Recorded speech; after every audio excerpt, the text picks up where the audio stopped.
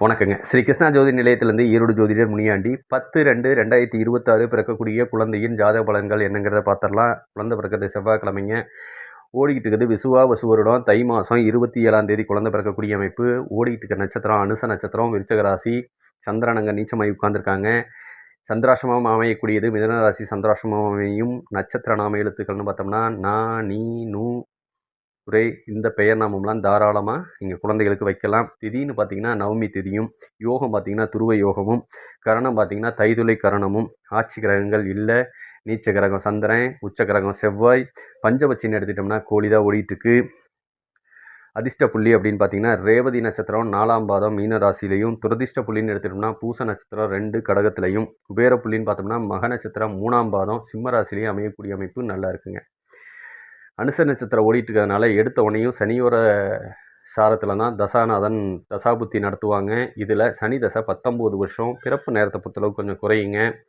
அடுத்தது வரது புதன் தசை ஒரு 17 வருஷம், கேது தசை ஒரு 7 வருஷம், சுக்கிர தசை ஒரு 20. இந்த 4 திசைகள் மட்டும் நல்லா அமைஞ்சிருச்சுன்னா, அதாவது நல்ல லக்னங்களாக குழந்தைகளுக்கு அமைஞ்சிருச்சுன்னா, தாய் தந்தையிடையே இருக்கிற பிரச்சனைகளுக்கு நிவர்த்தி கொடுக்கும். சண்டை சச்சரவு இல்லாமல் வாழ்க்கையை வாழ்வாங்க. தனலாபத்தை பெருக்கும். தாய் தந்தை இருவருமே வருமானம் பண்ணக்கூடிய நிலைமைக்கு எடுத்துகிட்டு போகும்.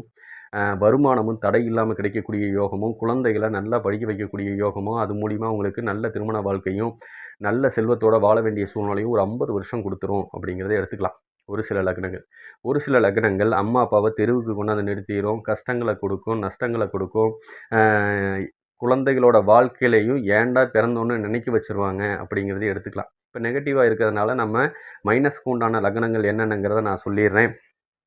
1 மேச லக்னம், கடகம், சிம்மம், விருச்சகம், தனுசு, மகரம், கும்பம், மீனம். கிட்டத்தட்ட இந்த 8 லக்னங்கள் பாதிக்கப்படுறாங்க.